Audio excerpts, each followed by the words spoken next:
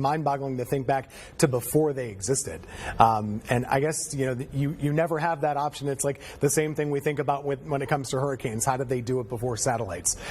Technology is such a huge part of what we do now in the weather enterprise that it's a bit scary to think about how things used to be. And it kind of also shows you how important it is that we keep making these awesome tools going forward to even get a little bit better. Maybe somewhere in the future, 20, 30 years from now, we'll say, gosh, can you remember when they couldn't tell the difference between there's a tornado here and not a tornado over there? Hopefully we continue to get better tools going forward, because it's wild to think about things without Doppler radar. Yeah, and people always ask me, what's the next thing coming down the line? These radars, believe it or not, we call them WSR 88Ds, which, the 88 stand for when they were developed. 1988, folks, okay? It's 2025. Yeah. Now, most of them were installed in the early 90s, even though they developed in 1988. But the next thing is going to be phased array radar, which is if you saw the movie Twisters, that's the one part of the movie that was actually somewhat, very scientifically true. Phased array radars are going to be the future, but they're still probably a decade plus away. And the cool thing about phased array, it's actually similar to the radars they use to shoot down missiles with the military. It's what they use to track missiles. And so that technology is coming down the pipe. And it's really another reason why any cuts to research or funding that we've been talking about with NOAA is part of the reason we're so concerned about as meteorologists. These are things that have happened over the decades that have made us better at forecasting the weather, and to see them go away would be problematic down the road. One of the things we're working on locally in the Carolinas is trying to get more of those radars, not less of them, and so that's why it's such an important thing that we have Doppler radar, and we'd love to see more of them across the area. Now, I see you brought up our coastal system, Tim. I don't know how many questions you've gotten about our potential tropical system on the coast, but it's kind of interesting that chances have gone up to 40%. I think the impacts will be minimal, but not zero on the coast. What have you been talking to viewers about heading to the coast? Not so much this weekend, but probably next week. Yeah, it doesn't seem like people are too freaked out about it, which is good, because I don't think you should be. But anytime there's that headline of a possible development, you might get a little anxious, certainly if you're spent money on a beach trip. Still go, enjoy all those things, but there is possibility that the same front that moves through our area right now and today and tomorrow kind of stalls out over the Gulf Stream, and that's just offshore of the Carolinas. So when that happens, you could get low pressure that develops. Looks like Sunday, Monday would be that time frame we would probably watch most closely. Some model trends today are kicking up some rain for the beaches on Sunday. It wouldn't be a tropical storm or anything like that, but it might be something that could put a little bit of a damper on your Sunday beach plans. But either way, still go if you're heading out there. If anything, just another reason for us probably to talk about rip currents. I was noticing the map today. There were some high rip current risks already along the Carolina coast, unrelated, but just something we never can talk about enough, because boy, oh boy, those things kill more people than most types of weather in the Carolinas do. Yeah, absolutely. We talked about that in our weather segment locally today. Rip currents and heat, the two things that I don't think we cover enough as far as weather, fatalities. It really is two of the things that are the most dangerous out there. So, yeah, don't cancel your beach plans, folks. Just pay attention. It's one of those things, maybe you have a little bit higher chance of rain and those rip current risks going into the weekend. But thanks again for joining us today. Don't go anywhere. Coming up next, we're going to have more on WCNC Plus and WFMY Plus. We're going to have Vanessa Rufus in here talking with today's news and everything else going on across the country. Stick around.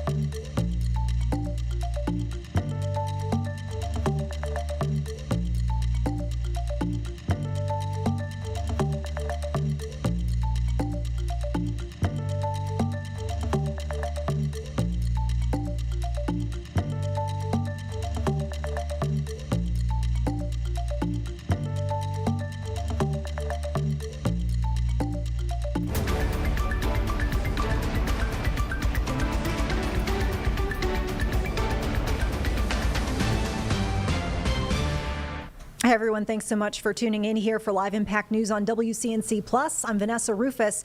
Straight away, we want to get to a live feed just into our newsroom where we have attorneys for Sean Diddy Combs speaking after a judge denied bail today. Let's listen in right now.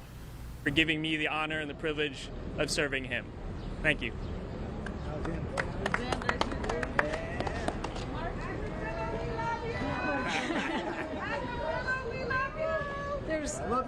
I feel like there's not a lot more that I can say because of these wonderful people have really said all there is to say, but I do want to thank Sean for the privilege of this opportunity to help him clear his name after all, with the Southern District coming after him, guns blazing. It really is a testament to the fact that when you get a fair trial and a jury of your peers listens to the evidence, they will do the right thing. And I just want to say again how proud I am to be part of this team and to have helped Sean get a just verdict. Are you going to appeal the mandate conviction? Guys, can anyone share what Mr. Combs wanted to say in court when he raised his hand during the bail hearing? Does anyone know? No. Mr. Nicholas, can you talk about the bail decision and the judge using defense's own words during trial about violence? I'm not going to talk about the bail decision because it's still a pending, unresolved matter. And I don't think we're going to take any more questions. I want to thank you all. You guys have been so diligent and dedicated. I pass you guys in the rain. I walk by you in the sun, and you're all out here every day. I just want to thank you. But I don't think we're going to take any questions. Can you take us through the ups and downs of the day, though? Because Mr. Combs got acquittals on the major charges. Maybe thought he could go home tonight and then was told he couldn't. So a lot of these things are still in process. I mean, the one thing I'm going to leave you with this. We are not nearly done fighting. We are just getting started. To win this and to defeat the prosecutors from the Southern District of New York takes effort from beginning to end. Today was a major step in the right direction, but we fight on and we're going to win and we're not going to stop until he walks out of prison a free man to his family. Thank you all for coming. Did you say anything when the verdict was read? Okay, so once again, those were attorneys for rap mogul Sean Diddy Combs speaking following all of the events that we saw today, including most recently the denial of bail, meaning that Mr. Combs will be in jail until his sentencing. However, if you were following the trial, you know that he was acquitted of racketeering and sex trafficking charges, the more serious of the charges that he was facing. He was found guilty on 2 lesser charges of transportation of former girlfriends for prostitution. And we do know that prosecutors say that they plan to seek a 4 to 5 year prison sentence. As attorneys there alluding to the fact that this is not done, there's still sentencing that needs to be done, and we'll let you know as things play out and as we see new developments in this case.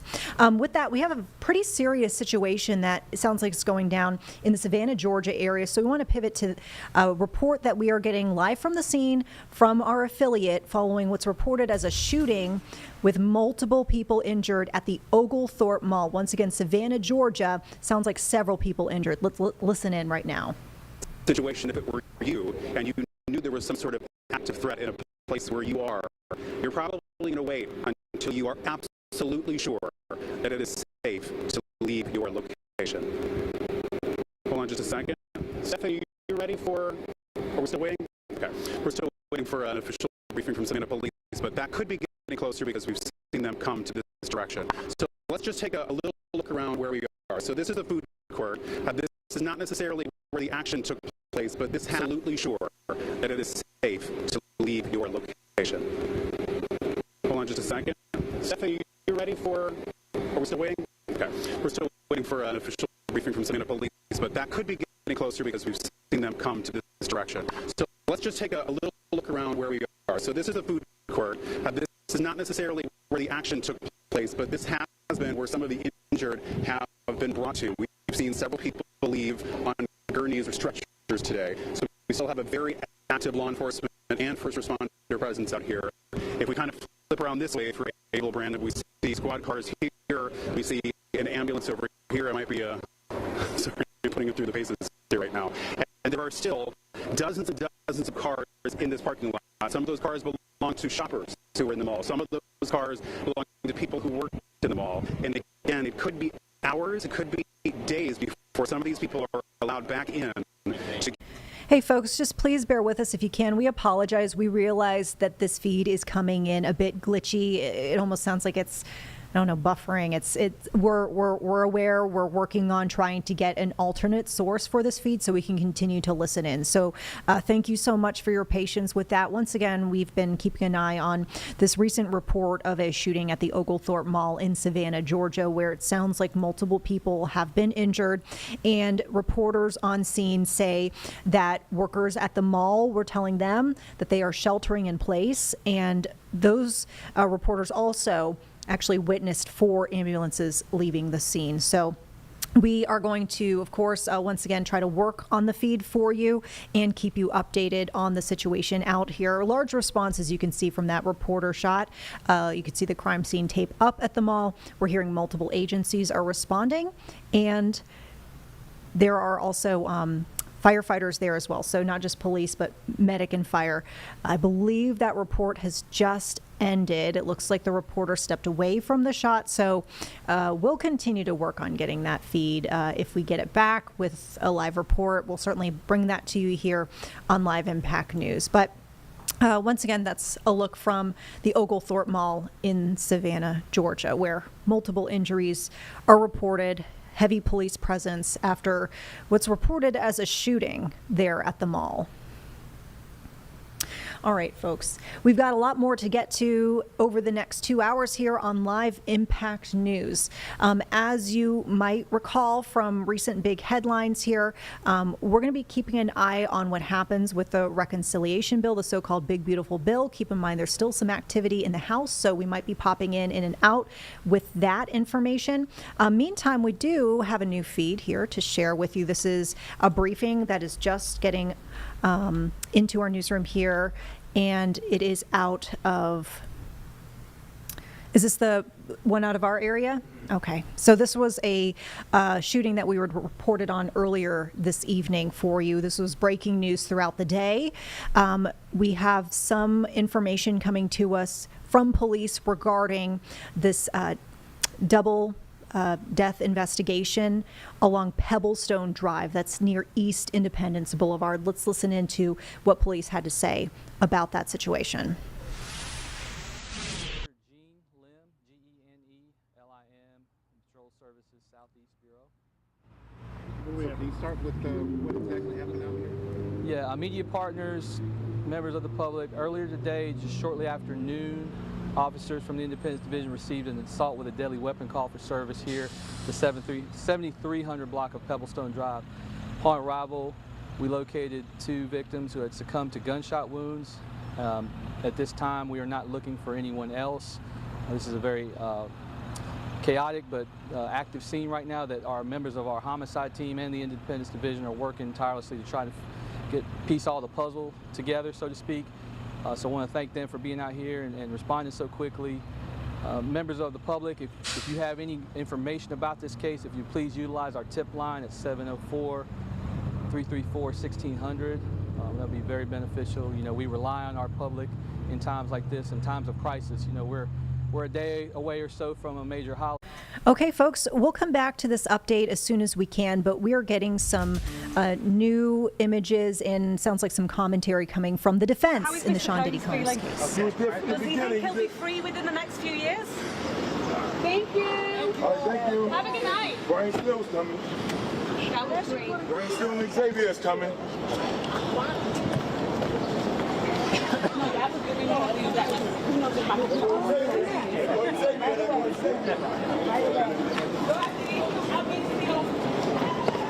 Oh shit.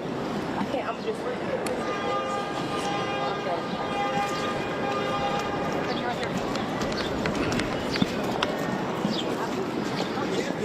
How you feeling?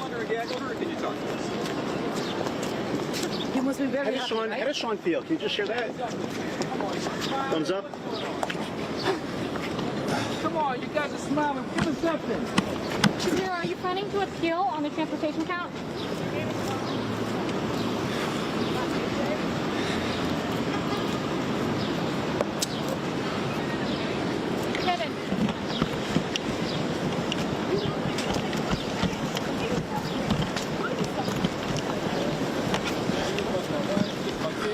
take it easy. How does it feel about everything that happened? What can you say? I don't have any comments right now. We're going to comment Are later. you happy? I'm always happy. Watch it for the cars. Watch it. So Don't get hit. He is always happy. What can you say? I can say no comment right now. Don't get hit by that car. Yeah, right.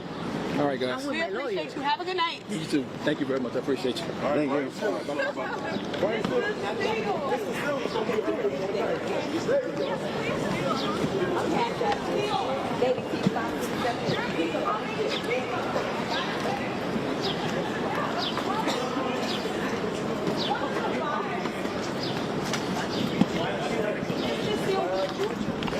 Georgia is an original colony that has given me the opportunity to exceed any type of happiness that I could imagine. How you feel about the outcome of the case? When Sean's home, I feel great. Will he be giving you God bless you guys. So how are you celebrating? Because this is somewhat of a celebration. Do you drink, Mr. Steele? I asked that. Alcohol? Yes. I don't drink alcohol. Brian, I'm going to answer your question about celebrating. Yes, so are you going to celebrate? There's this most beautiful woman on the face of the earth. His wife. Only equaled by our 2 girls. And I am going to find the fastest flight. That's his wife. And I'm going to go to my bride. That is what I'm doing. What was your experience here in New York, Brian? Other people reach out to you. The young love reach out. The other rappers reach out and say, hey, you think you're king, or hey, I need your help. Watch out, guys. I think let's cut a wrap. Brian, can you talk So this looks a little bit like a victory tour from you guys, yet Sean Combs has been found guilty of 2 federal criminal counts. Can you explain why you are exuberant with your celebrations? I'll let you all do that. Wait, Have a great one night. last. People are saying that the prosecutors chose the wrong witnesses. Can you speak to that? Gotta talk to the prosecutor. Right up on the Have a great day. Thank you so much, Mr. Steele.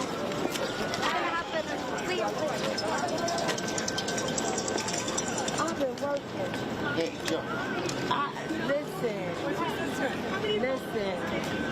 Only person I haven't gotten on camera is Holly. I'm still filming lawyers.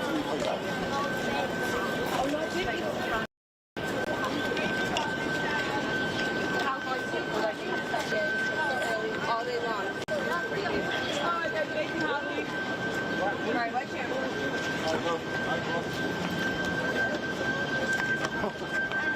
Don't scare her. Oh my God, you're famous, Mr. Steele. Look at that.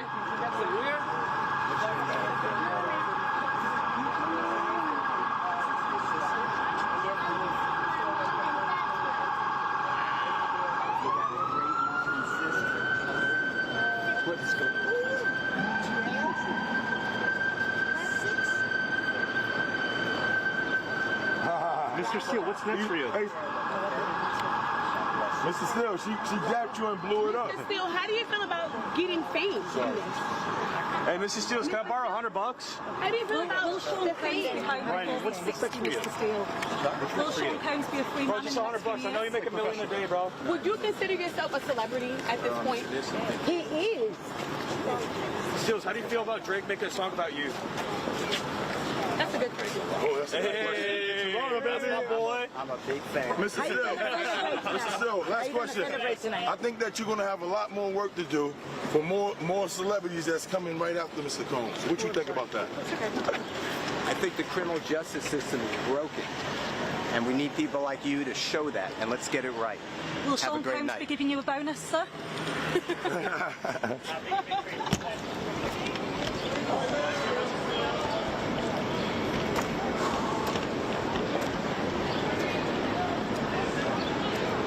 Okay, so there you have it. Some reaction as even more attorneys are leaving the courthouse following the Sean Diddy Combs not only verdict, but also the decision to not grant bail as Mr. Combs awaits sentencing. We're going to pivot back to Savannah, Georgia. Hopefully the feed is a little bit better this time because we do have police briefing reporters following this reported shooting at the mall. This is the police chief we're seeing. We're going to clear this mall, make sure everyone's safe, and then get people back in a timely fashion. Do you know anything about whether if you think they could still be inside the mall or milling around in the public and escape? Right now, we don't have an active threat, but we just want to make sure. Do you have any indication about whether the mall followed the proper protocols when something like this happened? I can't answer that right now, but I know it was a great response by not only SBE, but the surrounding public safety agencies, emergency services. Great response just to making sure that everyone was safe. So I'm very proud of that, but we got a lot of work to do. Something like this happens at all. As Commander Police Chief Lenny Gunther giving us the latest update on what happened here. So to recap, he believes, the investigators believe so far, that this was not a random shooting. This was a targeted shooting between two groups of people that knew each other.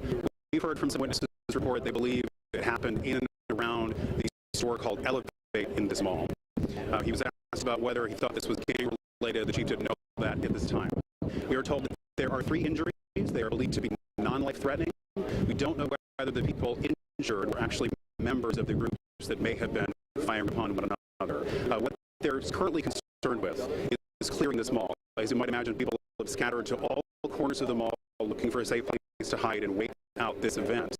So they have teams of people going door to door, inch by inch of every space inside to make sure that they can get everyone out who may have sheltered in place when they heard the gunfire. So we've heard some things about the gunfire from witness reports as well. Multiple shots fired in succession quite quickly. When I was talking to one of our witnesses earlier, he was among those.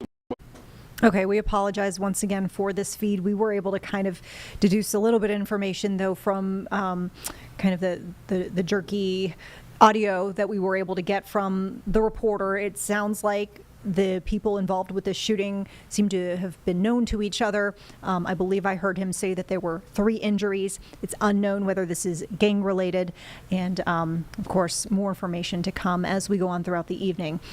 We're going to bring you back now to the briefing that we had from CMPD.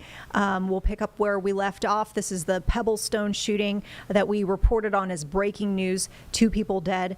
Let's listen back into the CMPD update. Your holiday, and in 26 years of working this job in this community, it never gets easy to stand before you and tell the public that we have 2 people that are deceased. Major, can I ask, can you confirm anything about whether this is looking like a murder-suicide? Well, I can't confirm anything. I can tell you that based on our initial investigation, we're not looking for anybody else. But again, we're trying to piece all of these pieces of the puzzle together. So anything I would tell you at this point would be a little speculative on my part. Now, we also know there were some young kids here. They were distraught. Do you know if there were any witnesses to what happened? Yeah, we're working through that right now. Our homicide team has got out here very quickly. We're talking to people in the neighborhood. And we're trying to figure all those things out as we speak. So yeah, we're coming through that right now. Absolutely. We spoke to some people who live in this area, some concerns, because they mentioned that they live here. Kind of what do you say to them, especially those who live in that community? Yeah, so this is a busy apartment residential area. A lot of foot traffic, a lot of vehicular traffic. The thing I can tell the public right now is, if there's any information that you have, to please contact our CMPD tips line at 704-334-1600. But just to reiterate, we are not looking for any additional suspects at this time. Remind people of if they're going through something. Obviously, it's hot outside. The summer, July 4th, a big holiday coming up. If you're going through a situation, there are resources in the community. Can you speak to that at all? Yeah, so, in coming up in this agency, in this community for so long, I can tell you that the city of Charlotte and Mecklenburg County has several resources if people are struggling for wellness. I would encourage you to reach out via our city website, via the county website to procure those resources. But, it's summertime is a time where the temperature in the south is hotter.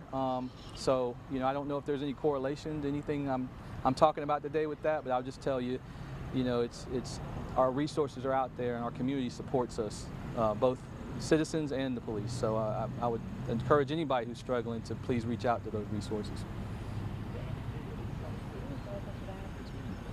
Thank you. Thank you. Thank you all. There you heard CMPD's briefing on today's shooting that happened around the midday hour, involving was originally referred to as an assault with a deadly weapon call with injuries in the 7300 block of Pebblestone Drive. As we mentioned, 2 people were discovered on scene with gunshot wounds, and they did die at the scene. We'll update you as we learn more on this case. But if you do know anything, you can always reach out to CMPD or you can reach out to Crime Stoppers. We're going to turn now to the State Department briefing today. Of course, a lot of topics rising to the forefront. Let's listen in to spokesperson Tammy Bruce, not only giving the latest information from the department, but also taking reporter questions today. Of course, a few announcements here at the top as well. I'm Tammy Bruce, the spokesperson. Thank you all very much for being here.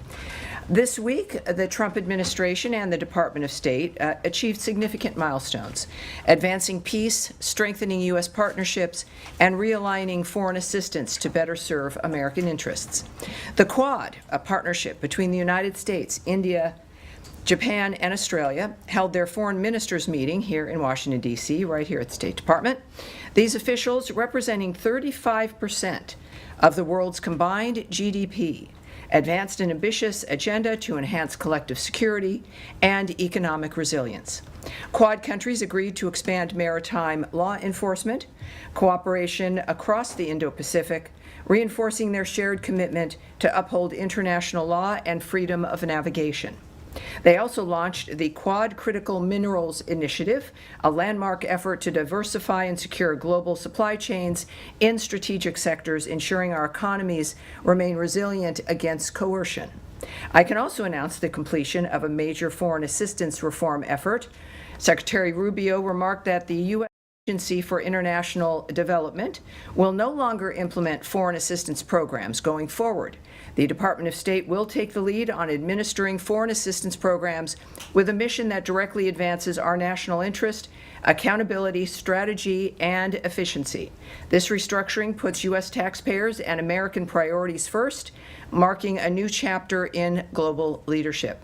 Tomorrow, President Trump will headline the kickoff of America 250 at the Iowa State Fairgrounds, launching a year-long celebration of our nation's 250th anniversary under the banner A New Era of American Greatness.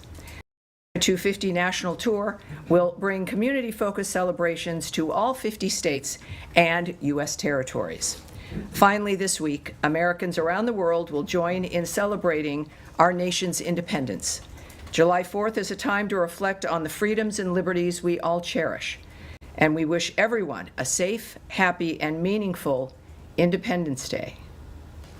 And with that, we will take your questions. The imperial we, the individual I. All right, everyone. Yes, sir, go ahead. I know, just to slip through there. Go ahead. Hi, yes, sorry, just a quick question on Iran. Iran announced today that it's suspending its cooperation with the IAEA. I would surprise.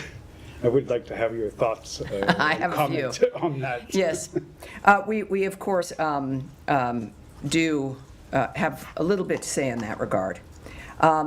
First of all, and I want to get this correct here. It is, we'll use the word unacceptable, that Iran chose to suspend cooperation with the IAEA at a time when it has a window of opportunity to reverse course and choose a path of peace and prosperity. Iran must cooperate fully without further delay. Prior to the, as will the shutting down of your phone, that has to proceed without delay.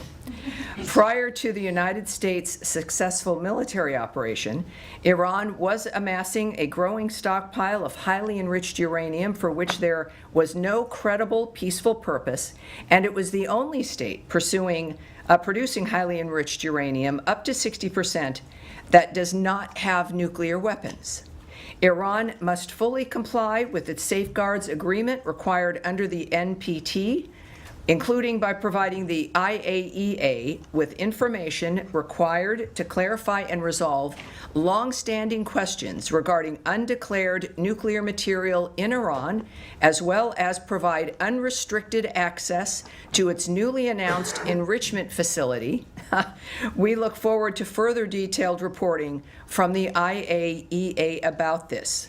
It is worth repeating, as we've made tremendous strides to this through Donald Trump's leadership, Iran cannot and will not have a nuclear weapon.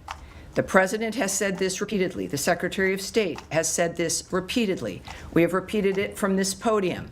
And at this juncture here, it is, of course, again, unacceptable that Iran is choosing to suspend cooperation with the IAEA. And answering your question, Daphne, yes. Thank you. On this final ceasefire proposal for Gaza that Trump has said Israel has agreed to, does it include provisions for Israel pulling out of Gaza? What I am going to, the President had a message about that from last night, and I'll read that for you, so we just get this on the record here.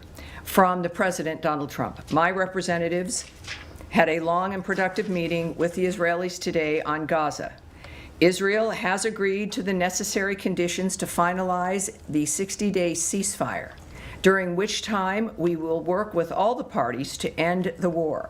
The Qataris and the Egyptians, who have worked very hard to help bring peace, will deliver this final proposal. I hope for the good of the Middle East that Hamas takes this deal, because it will not get better. It will only get worse. Thank you for your attention to this matter. As far as your question about the details, I won't go into the details of what's in the proposal. Hamas has said that Israel must pull out of the enclave. How does the administration plan to reconcile this? Is that addressed in the proposal? I will not give you the details of the proposal, and we'll find out, but I think the President's message is clear. This is one that has to be accepted because it will only get worse if they don't. Yes, ma'am. Thanks, Tammy. A White House official told our colleagues that the Trump administration has paused certain weapons shipments to Ukraine. What was the State Department's role in making this decision to pause these weapons shipments? And are you concerned about the advantage it gives to the Russians? Well, traditionally, of course, I mean, our wheelhouse here is diplomacy. We don't make decisions about the shipping of weapons or the managing of weaponry during war. We have the Department of Defense. I would refer you to them when it comes to this kind of a decision. At the same time, we've got a few things I can say to you regarding this. It remains, as you might imagine, worth repeating, a priority of President Trump to bring the Russia-Ukraine war to an end through a durable negotiated settlement, starting with an immediate ceasefire. And of course, just referring you to the Department of Defense for more information regarding that situation regarding weapons. Anna Kelly, a White House spokesperson, also has noted, this decision was made to put America's interests first following a DoD review of our nation's military support and assistance to other countries around the globe. The strength of the United States Armed Forces remains unquestioned. Just ask Iran. Also, from a statement by Elbridge Colby from the 2nd, which was yesterday, at the DoD, that the Department of Defense, quote, continues to provide the President with robust options to continue military aid to Ukraine. At the same time, the Department is rigorously examining and adapting its approach to achieving this objective, while also preserving U.S. forces' readiness for administration's defense priorities. Can I quickly ask on GHF, the State Department announced last week that you had approved $30 million. Has any of that money been dispersed yet? And if so, how much? It has been fully approved. It has not been dispersed. There is a process, as you all might imagine, in the building regarding the dispersal of any funds. And when that happens, I will let you guys will be the first ones to know. Andrea Mitchell, yes, ma'am. I just wanted to note before I ask my question, the passing of one of your predecessors, Richard Boucher, who served 6 secretaries of state, was an esteemed diplomat and very highly respected spokesperson for this department. Yeah. Yes. Yes. Yes. All right. Thank you, Andrea. I want to ask you about the passing of USAID, the demise of USAID being absorbed into the State Department in a very different fashion. According to the Lancet, a highly respected British medical journal, USAID was responsible for saving 90 million lives over the course of 2 decades. American Aid was responsible for that, Andrea. I'll correct you right there. USAID was an element of the United States government dispersing tax funds around the world for humanitarian aid for a variety of different projects. It was the United States government, and is, when it comes to the aid, not a department, but the nature of what this government, under various administrations, had approved. Let's keep that in mind. Can I continue? Yes, please do. But I wanted, it's something worth correcting. And former President Bush, who was responsible for PEPFAR, with bipartisan majorities in Congress for years, suggested that the saving of 25 million lives from antiretroviral drugs on HIV/AIDS as well as tuberculosis is something that the USAID staff, because he sent this to the USAID staff in a video, and he said that you should be proud of it and God bless you all for what you did. So I just want to ask you about how it is going to be reconstituted, because the secretary's writing on Substack describes it as wasteful and not fulfilling U.S. goals in broad categories, and it's contrary to what Republicans and Democrats have said in Congress for years. Yes, it is. Inevitably, it grew into something that was beyond what it was meant to do. There's clearly some very good options and aid that was delivered, and that aid was maintained, but what we found was something that was unacceptable. We've been discussing this transparently from the beginning of the Trump administration and Secretary Rubio's State Department, that this, and I guess I'll have to repeat, that there is the past, things that happened in the past, certainly aid that went out that was beneficial, that has been maintained, and other aid that was not in line with America's priorities or what certainly the Trump administration and the Rubio State Department felt was appropriate. So they've taken action in that regard. It is also what I've said repeatedly, is even though the mechanism has changed because it grew unable to function in a manner where even auditing was something that was easy to do. There was a refusal to allow an auditing at the beginning of this administration. There was a sense that it was some independent organization, not something associated with the United States government. All of that is absurd. It led to, yes, a dramatic action to look at and to review and to audit the entity. We've done that. A great deal of aid has remained. A great deal has been suspended or cut entirely. It needing to reform the government as a whole via the president's executive order to do so and to save money. I'll repeat again, Samantha Powers, the last USAID director under the last administration at the end of 2024, complained in public statements that when she started, only 7% of aid money that was assigned to various projects and groups made it to its intended destination. And that's because of bureaucracy and layers of contractors. And she was proud that she got it up to 10%. All of us would agree that that's unacceptable.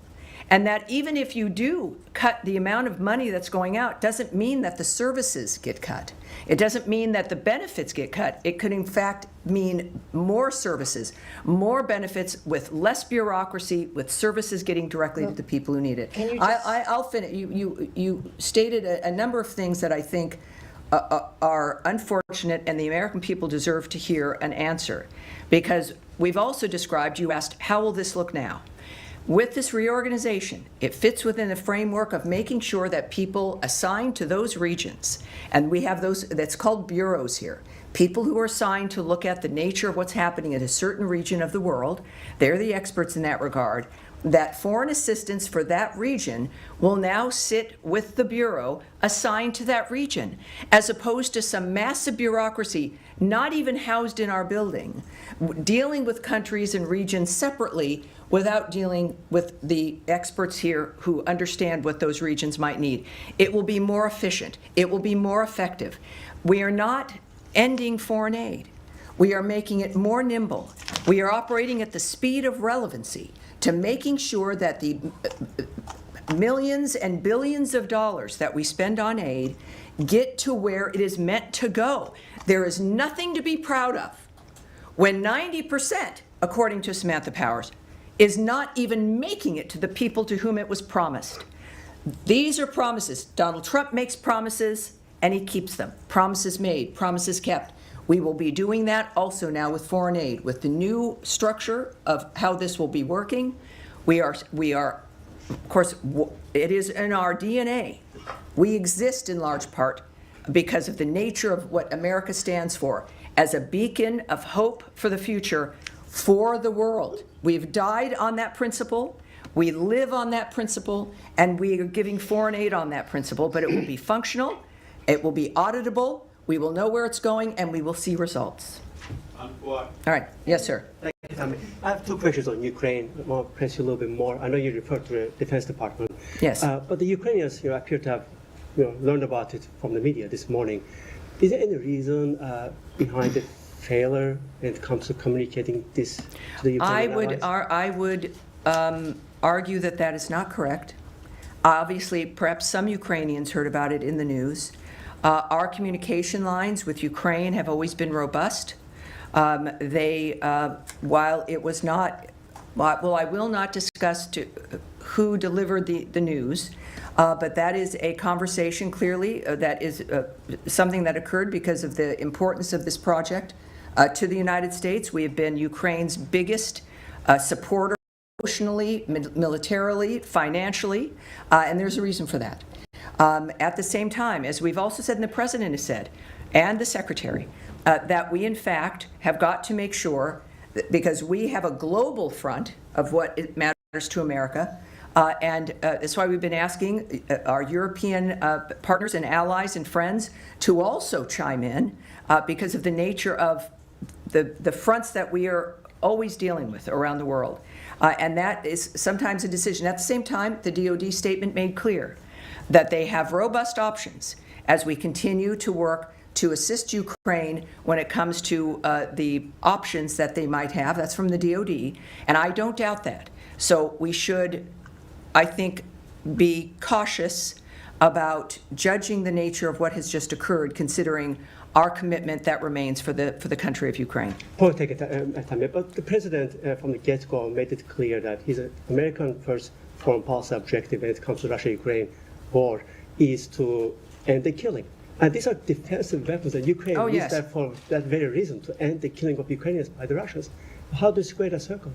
Well, it's not, one doesn't need to complete the circle or square it. Our commitment hasn't changed. The nature of how we're able to make that commitment is going to be based on what is best for America first. It is the President's point of view, his guiding hand about the nature of what needs to occur. And it is certainly two nations at war. And America has made a huge difference in that regard. And the President still has worked to have people at the table, that this can only be solved diplomatically. That, of course, is the State Department's wheelhouse. And that's what he wants. He has made several remarks returning to this now with the Israel-Iran situation at least managed. And this is not something that the President is not addressing. It is clearly on our plate all the time. Certainly, he has specifically referred to the nature of the continued slaughter.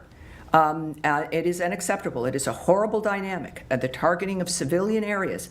The world knows this. This has been something that's been discussed. The President has expressed his fury over this issue, and that has not changed. So, again, be cautious as things move along from day to day. Yes, sir. Thank you, Tammy. Just going back to Gaza, I know you said you didn't want to go into details, but can you perhaps... You can ask. I might not answer, but well, I'm yes. going to ask if you can perhaps speak more broadly then about what gives President Trump so much optimism that he can get the deal through within the next few days, especially given that the parties are still so far apart, with Hamas saying it wants Israeli forces out, while Israel say it wants an end to Hamas. So there's just a lot of daylight still between those two parties. Is there? Well, can you speak more but you see, broadly we about should that? not. You're presuming a great deal, which people do have to presume, because the details of something like this, of course, do remain with the negotiating partners, the leaders of nations. What you can tend to see in the media often is just simply not true, or wishful thinking. But whatever it is, what I think we all have noticed, and this is not giving away anything, is that the Middle East changed a couple weeks ago, very dramatically. It changed forever. And the work of the President of the United States, thank God for him, is going to make sure that this is not a lost opportunity. We can say this simply by having watched him most of his adult life in some capacity, but certainly with what he's given up and sacrificed to be the leader of this country. So, the Middle East changed dramatically. This is an opportunity in the midst of this new world to make a different kind of decision. He is optimistic. The President is very honest. Sometimes he's pessimistic, and he'll let people know. Again, he's a transparent man, which sometimes can be unusual. We're not used to always hearing it, but it's extremely helpful. So while I don't know the detail of what makes him optimistic, I know to trust him. I know to not second guess him. I know that we understand that he's in the midst of something that can change every day. That's also not lost on him. But the changes that he's been able to bring about has been brought about by the power of his personality and leadership, along with the support of an American government that is in line and embraces what he wants to accomplish. I think that is why he's optimistic. It seems to be a different tone. I hope it works. Of course, again, these are all fluid situations, but he knows things that we don't. And I look forward to finding out if it's this week, if it's next week, but I'm grateful that he's the one making the decisions. Nadia. Thank you, Tammy. Just to go back to the Middle East, is the 60-day ceasefire proposal, was it the same one that Mr. Witkoff proposed to both parties, which includes releasing 10 I can't speak to that, 15? one way or the other. I won't give you details regarding that. No details at all? No, I'm sorry, I can't. Okay. Just now you just condemned the attacks on civilians in Ukraine. Of course. Yesterday there was an attack on a beach cafe in Gaza where 24 civilians were killed, including our colleagues, a female journalist who was killed as well. Does the United States condemn the killing of civilians and targets? Well, we have always, one of the reasons why we do what we do is because no one wants to have civilians killed, either in a terrorist act, in war. One of the things that the President has repeated, as has Secretary Rubio, is that the carnage has to stop. We have decried the killing of civilians throughout every conflict that exists. At the same time, it's why war is hell. It's why we want something more than a ceasefire is important, but it can't be back and forth. There has to be a durable end to all of these conflicts. So we mourn like everyone. Of course, the killing of civilians, with whomever it is that's engaging in these conflicts. But that is why we're so committed to Gaza, to Israel's right to defend itself. We were as horrified by October 7th and the slaughter of those civilians. This is why it has to end. There is aggressive actions where if you're in war or if you're defending yourself and these are civilian areas, it's horrible enough. And it's another to deliberately target civilians for the sake of it. And those are the monsters that we are trying to stop and that the world has tried to stop for generations now. So this is why our work continues in Gaza, why the ceasefire is important, and why the end of war and the status quo that so many people have grown rich from has got to end. Saeed. Thank you, Yes, Tammy. sir. WHO, the World Health Organization, said that 112 Palestinian children, many of them are newborn and so on, are sent to whatever remains of the hospital because of malnutrition. It's because the aid is just not getting through. And my question to you is that basically a statement or evidence that the aid that has been going in is not enough, and is not sufficient, that maybe it ought, the aid ought to be the responsibility of those Yes. who have had a great deal of experience in doing this, consistent with all the international organizations that have stated to that effect. Well, two parts I'll answer that. First of all, there's one entity that has gotten food and aid into the Gaza Strip, and that's the Gaza Humanitarian Foundation. We know this. This has been a fact of the matter. And that's, I think we're now up to 56 million meals distributed. So it's still within a war zone. We had a ceasefire that Hamas broke. I would say on the other issue, when it comes to the horribleness of what happens in a war zone, in this case in Gaza, it is occurring because Hamas refuses. It broke a ceasefire. On October 7th, it broke another ceasefire that was attained for the Gaza Strip. It is now refusing, at least up to this point, prior to the change in the Middle East, to continue to agree to another ceasefire. They maintain their firearms. They are maintaining hostages, people they've kidnapped. And so, yes, it is horrible. And it's something that we are working to stop. But I would say regarding aid, we'll just make an admission here. It will never be enough. There will never be enough aid going into a war zone. No matter how many depots the GHF, the Gaza Humanitarian Foundation, sets up, it will not be enough, because the only way you have a normal life with enough aid and enough food and being able to live your normal life is in an area that is not at war or being held hostage by a terrorist group. So to attempt to normalize the environment that is under this horrible cloud of terroristic monsterism, of the slaughter of innocent people, the using of people as human shields, the using of hospitals as a cover for your operations, the using of schools as a cover for your operations. It is obscene. It is inhuman. So what we do in the midst of that environment will never be enough. And it is a key, though, to unlocking a door, to get to a point where you can have a ceasefire, assisting those who are held hostage by the terrorists, and being able to get to a point where you actually have a ceasefire, removing those who do not abide by the ceasefire, and then begin to build a genuinely different future for the people in that area. What a concept. So we do our best. We know it will never be enough, because the situation is obscene and unusual and unnatural. But we will do it until we also then move to change that situation for the better. Back to you, and then to you, sir. Two topics, Tammy. Thanks so much. Number one, with all the developments with Iran and Syria and Gaza, it's been all, thank goodness, on the Israel-Lebanon front, but still some work to do there. What are the challenges that remain at this point in disarming Hezbollah and in enforcing Resolution 1701? Well, I would direct you to the Israeli government in that regard. I think the thing that has changed the Middle East beyond, of course, the damage to the destruction, the obliteration of Iran's nuclear facilities, is the personality and power that is exhibited by Donald Trump and what he is willing to do, what the American government and military is capable of, and as a reflection of our genuine commitment for change, after exhausting all diplomatic options, is that he will do what else is necessary to achieve peace. That is something as a message to the entire Middle East, including to our allies, and to those who have stepped up as an example regarding the Gaza Strip, the regional partners there willing to step in and help make a difference for the future there. So the biggest issue, and again, for specifics, you'd have to speak to the Israeli government, but for us, we made that decision last year in November without knowing how it would need to be applied, but it's also because of the American people that we're able to send this message to the world that we are still here, we are still the team you can count on. America matters, we know it, and we're going to defend our country, which is what it needs to exist in order to have this hope for the future. Sorry. Yes, Eric. Yes, thank you, Tammy.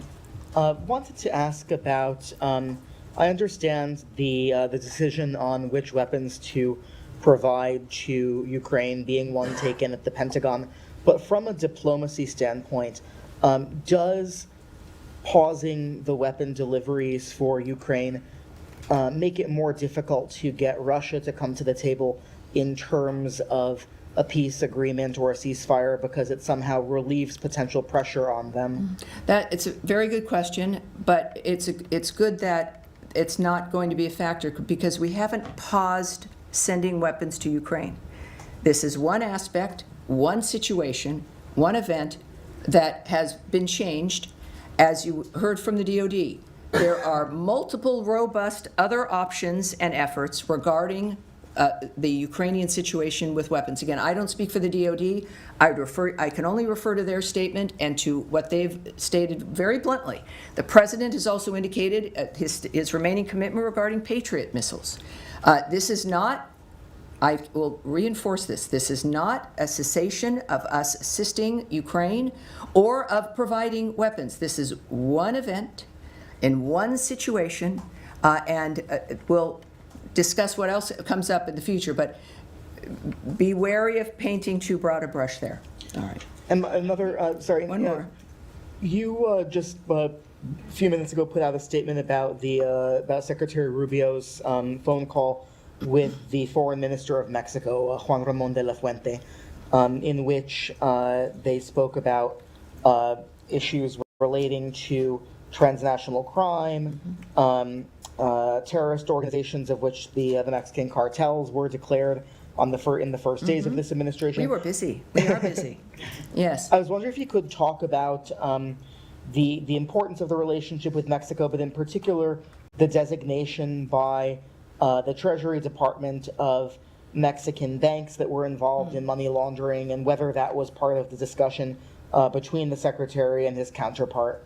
Well, other than what was on the readout, and for the Americans watching this, you too can see the reports of phone calls and meetings that we have. We put out things called readouts, which give some detail of a phone call, not everything, it's not a transcript, but you can go to state.gov, here I go, and you can subscribe, and you have a lot of different options. You can get statements by the Secretary, you can get schedules, you can get just all kinds of things, and I encourage everyone to do that. But I would say that it's clear that we have an excellent relationship with Mexico. We have, and they've been very helpful regarding the border. The conversations are good. Of course, we've made some designations which help this country, but also the world, in recognizing certain foreign terrorist organizations for being such, and certainly criminal cartels. So I won't give you any more detail than was publicly distributed for the most part, but I can tell everyone that our relationship is excellent. And this, of course, is part and parcel of the Secretary's theory regarding diplomacy, is that it's about people and it's about relationships, and we reinforce that all the time. I have a feeling I will never again hear from Matt Lee if I don't call out on him because you seem to, maybe you have a shoulder issue, that you can't raise your hand. Did you have, like, I had torn rotator cuff surgery once, and it was very difficult to raise my hand. Oh, actually, I do have a bruise on my elbow. Well, that's because you're sitting with your elbows on the table, not raising your hand. What can I do for you, sir? Well, actually, I have a very easy question. Is Secretary going to be joining the President and Prime Minister Netanyahu at the White House on Monday, or does he have other plans? The Secretary's schedule I can't discuss at this point. Sorry, it was an easy question and an easy answer. Okay. Is that the depth of it? Yeah. All right. Sure. All right. Now wait, hold on one second. You, sir, and then you'll go. Go ahead. Question on Iran. As you mentioned, Iran's nuclear program has been shattered by the U.S. and Israeli Has attacks. been past tense, but yes, but go ahead. The Iranian foreign minister has asked for assurances from the U.S. that there will be no attack on Iranian soil if the talks are going to be resumed, if there's going to be a resumption of talks between Iran and the U.S. What's the U.S. stance on this? Well, again, I'm not going to get ahead of my skis here and preview for you what the Secretary or the President might decide, because it certainly is in the President's hands. You heard my remarks regarding their rejection of the IAEA and that situation, of course, that is unfortunate, and again, it's a very bad decision. So they seem to be, not surprisingly, making bad decisions, but the President, as we've seen, is also a very generous man, and he cares about all the people, and he knows Iran can be great again, and yet that's going to be up to the Iranian people, but so far, I can't discuss what they may or may not do in that regard. But well, I'm sure we'll hear from the president as well. All right, yes, ma'am, in the back. Thank you very much. I have a question on the West Bank. Israeli Justice Minister Yair Leviv today said that the time has come to annex the occupied West Bank. Do you have any reaction to this, and what is this administration position on a potential Israeli annexation of the West Bank? Well, I think that is specifically something that the White House would be able to answer for you, but I also know that our position regarding Israel, the choices it's made, is that we stand with Israel and its decisions and how it views its own internal security. And is the two-state solution to the Israeli-Palestinian conflict still an official policy of the U.S. government? What I can say there is that President Trump is realistic about the current state of affairs. Clearly, Gaza is an uninhabitable place. It needs to be rebuilt with the help of Arab partners. I think he has said previously that the nature of what has happened and what we have to get to, we don't have a ceasefire yet. Hopefully that will change. But that is getting quite ahead of the dynamic in general. So that is what the president's focused on. All right, yeah, sir, there, and then we'll go to you, sir, but go ahead. Yeah, thank you, Tammy. Two questions. The first one on Israel. Is this department or the U.S. government trying to have any direct talks to Hamas, or just going through the Qatari and the Egyptians? I won't discuss the nature of the choices in a diplomatic effort like this. Okay. And the second one, if this department believes that there's not going to be any potential ceasefire between Russia and Ukraine, maybe until after the summer, looking at positioning 50,000 troops.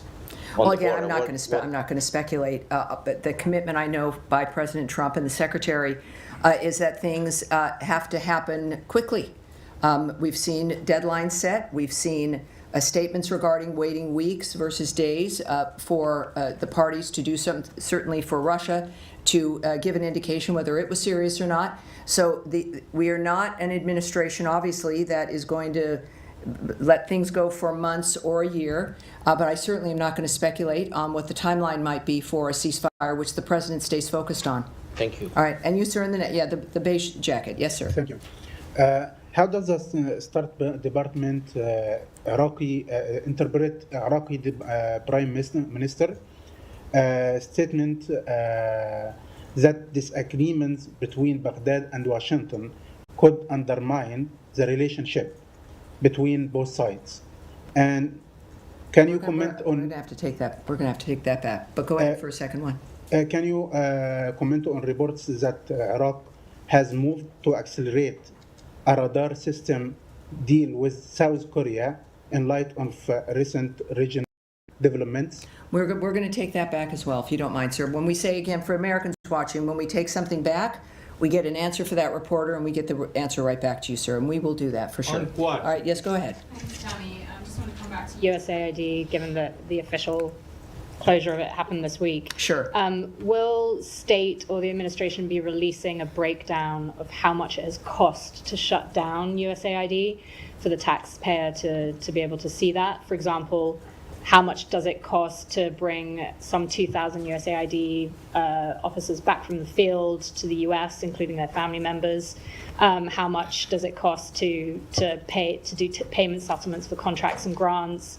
How much does it cost to sever local staff? I love that there's now questions about how much things cost. I'm not used to those kinds of questions. I don't direct the nature of the choices that are made about what's conveyed, but I think that what obviously has underlied all of this and what we know when it comes to the saving of money is that we are saving Americans a lot of money. And I know it's going to be in the interest, as I will argue, to share with the American people, and we tend to share how much money we're saving them. Now, in the midst of us doing our work, there's also expenditures. There always is. So it costs money to run this building, as we are also saving money in other ways with things that were wasteful programs. So we will, certainly the American people will see the results of the fruitfulness of this work. Will that part be public or not?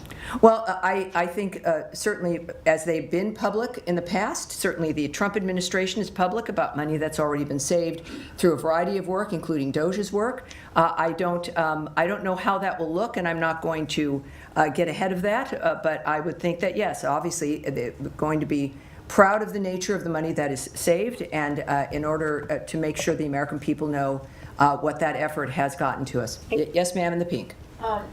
Two questions. First question about the aid delivery to Gaza. Since there were so many Palestinians killed or injured during getting this, is GHF looking at all into another dynamic, another way to deliver aid into Gaza? And the second question, President Trump said many times that he has another vision for the Middle East. He wants a permanent solution for Gaza. This is a deal for 60 days. Could we look at this as he's laying the ground for a permanent ceasefire in Gaza, or is this just another attempt? What he does because he expects it to work and it leads to what he wants to accomplish. This is, in any dynamic, and certainly in this framework, as we've even said about Russia and Ukraine, you can't discuss anything else until the shooting stops. You can't discuss what the peace will look like until you stop killing people. That's clearly, I think, a very basic dynamic. In this case, of course, I think that when you've got to get a ceasefire, and then you can begin to look at what the next steps will be. And if there's a ceasefire, obviously it's that everyone has agreed to, which would also then lead to what President Trump's vision is at the end. Obviously, that will be peace. It's not going to be the world's longest ceasefire. It's going to be peace that's achieved fundamentally by the changes on the ground, which we have already seen implemented over the last couple of weeks. And the aid? Again, we're dealing with, I'll just say this one more time. We're moving aid into a live war zone. It still exists because Hamas will not put down its weapons, won't stop killing people. It has an interest in the aid getting to the people. It has an interest in that to stop. Their strength has been to control the food, to steal the food, to use food to make money, to use food to keep the Gazan people at bay, reliant only on them. It is dangerous to have people who are getting food, who are getting their meals, who realize that something else can help them other than the monsters who've been running their lives. So they have an interest in creating a horrible environment. It is a war. I think considering we've got, again, 56 million meals to date, and that is a dynamic. I would suspect that, like with every endeavor, there's adjustments that are made based on the situation. I don't have those details, but considering the success so far, we should all be proud of the nature of what's happened as we continue, because it will not be enough to go to a ceasefire and then to a durable peace as guided by President Donald Trump. All right. Yes, sir, you in the red tie, and this will be it. With the VOA Persian.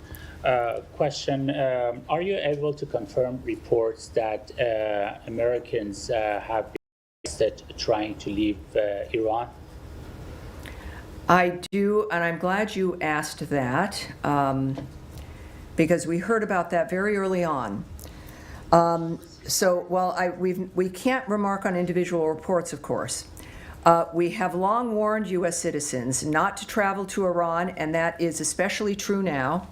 Anyone with a U.S. connection in Iran, including dual U.S.-Iranian nationals, are at significant risk of arrest and unjust detention by the regime. If you are not currently in Iran, do not go.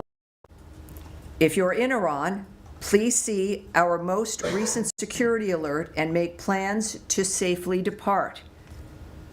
We understand that the Iranian American diaspora in the U.S. may especially feel the need to go. We are not immune from that desire. You go visit family members or loved ones. Do not go. Don't do it.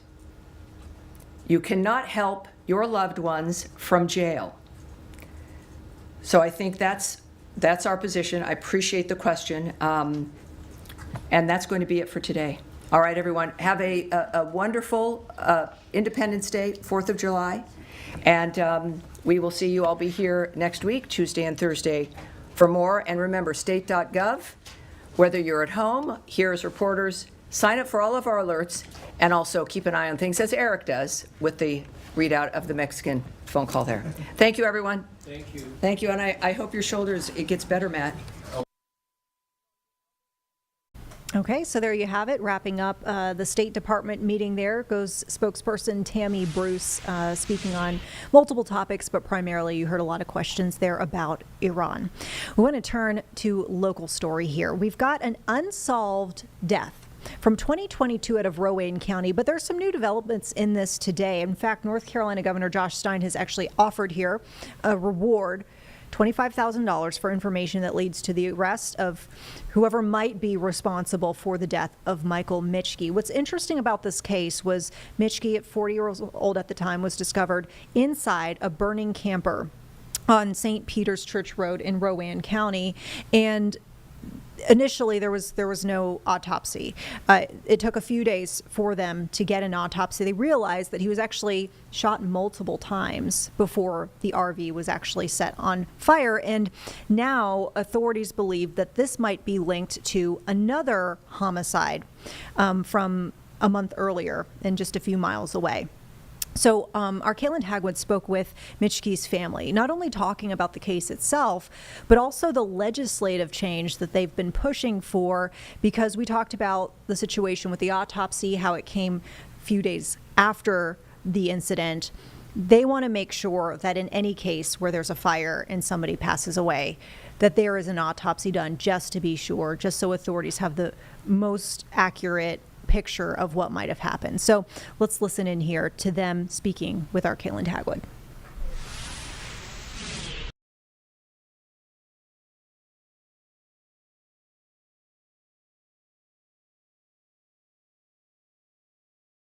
All right, you just look at me the whole time. Would you start by saying your first and last name and spelling it for me? Rosa Mitchke, Rosa-Mitchae.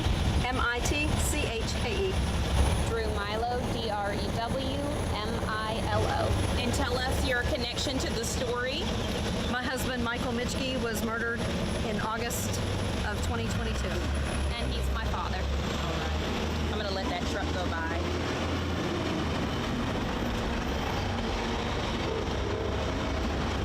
So first, I know this is very difficult, but I want you to kind of walk me through what took place from your perspective. Take us back to 2022. Where were you? When did you find out about this tragedy that took place? So I was at work when I received a phone call that from the neighbor saying that the trailer was on fire and that they couldn't find my husband. And so I said, look in the house, look in the garage, because I know he was working in the house, and they couldn't find him anywhere. So then I immediately called my kids to say, the trailer was on fire and nobody seems to be able to find Dad. So, to go ahead and go that way, and somebody from work brought me home. I know there had to be, I won't characterize it. What was that like for you that day? It was earth-shattering. So it was the worst day of our lives. Driving home, I knew when we got about halfway, I turned and looked at the person who drove me home, and I said, nobody has called. Nobody has said, hey, we're going to the hospital. He's injured. Or he's okay. And so I turned to my friend and I said, he's got to be dead, because otherwise somebody would have called by now. And then when I got to the house, Drew was already there, and she walked up and met me on the road, met the vehicle we were in on the road, and I knew just by the look in her face that he was gone. And that trailer, that was your home too? Correct. We had bought a piece of land with a house on it, and we were completely gutting the house, and so we had our fifth wheel trailer on the property, and that was our home for, a year and 4 months. So that's where we lived, and we'd never lived in the house, and we had totally gutted it. So it was down to studs, no windows, no doors. Michael and I were doing a lot of the work on the house ourselves, and so the trailer was our home at that time. Now, whenever all of this happened, it seems that maybe there was a thought that it was just sort of a house fire or something of that nature. At what point did you realize or start to think that maybe this was something more? So that night we were told that An electrical fire had happened, that some sort of short had happened in the camper, that's how the fire must have started, and then it just took off from there. So we were told, yeah, there was the fire, and then we were told he was probably, consumed by smoke, couldn't see, couldn't get his way out. He probably had some type of a medical event, and that he had died in the trailer. And that was on Sunday, so that was Sunday night that happened. And then we didn't find out, they didn't send his body off for autopsy right away. The local medical examiner is the one who makes that call. And he had made a call to go ahead and not send him to the state for a state autopsy. Full autopsy. And he was signing off on his body so that he could go to the crematorium. Wednesday morning, I had met with fire investigators from the insurance company. Fire marshal was there. Some of the detectives were there. And I told the detective, I said, Michael's body was signed off on by the local ME, so he is at the crematorium right now, he should be getting ready to be cremated. And the look in his face told me something was amiss. Told me something was wrong. My sister and I were standing there and we were like, what? He said, we were really hoping he was going to be a state ME case. And we said, why? He said, in a fire like this, and how badly people get burned in a fire, you just never know if there's foul play. He said, and if it's a suicide, you don't know what's going on there. If it's a suicide, insurance company is going to want to know information because they won't pay out on an insurance claim. So they called the local ME out. He came back out after discussions with him and calling to Raleigh. They finally decided to send his body to the state. So that was sometime on Wednesday. And then Friday morning when I met with the detectives here at the Sheriff's Department, found out that he had been murdered. So it was 5 days before I found out that my husband was murdered, and I was led to believe that he died in a fire, and that's what And took that it him. was all an accident. Yeah. You described it as earth-shattering whenever you found out the news that he had passed away in the fire. Now, days later, to get this second news, tell me how you felt then. Alice in Wonderland falling down the rabbit hole. You felt like your entire world had been turned upside down and that everything you knew was now wrong. Complete shock and disbelief. Can't think of any enemies that Michael would have. Just couldn't understand it. It just made no sense. And then terrifying because then you don't know who would have done this. And, it's been days and you don't know how to feel safe. Are we in danger? Are our neighbors in danger? Like, what is this? What's going on? Now, years later, the investigators saying that they think that whoever may have been responsible for your husband's death may have been responsible for the death of another individual. I don't know what all you can share, but does that name ring a bell, the other individual? Does that bring you some type of clarity on the situation? What are your feelings and thoughts toward that? Michael was murdered on August the 21st of 2022. David Land was murdered 4 miles from our home at his home on July the 20th of 2022, and they have found physical evidence that links the two crimes. But my father and David Land didn't know each other. We didn't know him. No we had connection. no idea who he was until they told us that they were connected. So the only connections that we know about is that we're 4 miles away and that they were both murdered. They both died from gunshot wounds. Tell me about your father. Tell me about your husband. Tell me who he was. What he was like. He was a man that loved the Lord. would tell anybody about the Lord, would sit down and talk scripture with anybody, would sit down and pray with anybody. He was a man that was funny, he was fun-loving, he loved his family, he was devoted to his family, he was devoted to all of us. So we have 3 children, and we have 8 grandchildren, and he was just a very loving husband, loving father, and loving grandfather. Loved music, you know, he loved to play. That man was fast-witted. Just, he was ready from the moment he got up. But he was fun. He was joy. He walked into a room and he lit it up. And just peaceful. He wanted everybody to be happy. He wanted everyone to be happy. What made you want to advocate for this bill? Well, the first 48 hours of a crime or a criminal investigation are important. Usually they have a suspect within 48 hours. Usually there's leads, and they follow those leads right away, and you can find somebody that's responsible within 48 hours. That's the crucial time, and we didn't get those 48 hours. Michael didn't get those 48 hours. It was 5 days before we knew. I think probably 4 days before detectives knew. But we didn't get that time. He didn't get that time. And so our fight is for other people, for the next family that comes up, that if their loved one dies in a fire, any human remains found in a fire should automatically be a state autopsy, because you don't know the true cause of death. You don't know if it's the fire or if it's something else that's hidden, like it was in Michael's case. The sheriff's office says that they feel that maybe they are getting close to an arrest potentially, or at least that they are on the right path. Again, I'm going to be speaking to the sheriff here shortly to get more information. You know, it's been a couple of years since this all took place. Does it bring you some sense of comfort to know that they are making progress on this case? I don't know that there's really, we're getting ready for closure. I don't know about that. So you would have to talk to the sheriff's department on that one. In Michael's case, I don't know. Is there going to ever be closure? I don't know that there'll ever be closure, but there'll be resolution just knowing who the person is and knowing that the person is behind bars.